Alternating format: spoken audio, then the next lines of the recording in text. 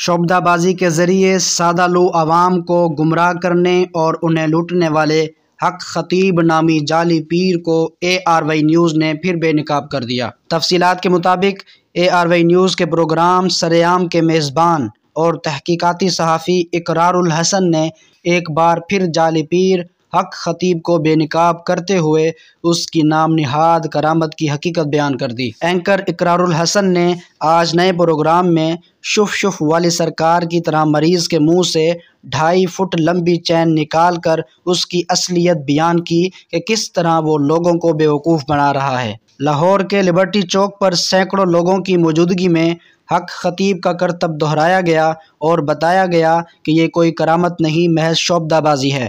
اس موقع پر اقرار الحسن نے وہاں موجود کچھ لوگوں سے بات چیت کی، جنہوں نے بتایا کہ ہمیں حق خطیب سے کسی قسم کا کوئی فائدہ نہیں ہوا۔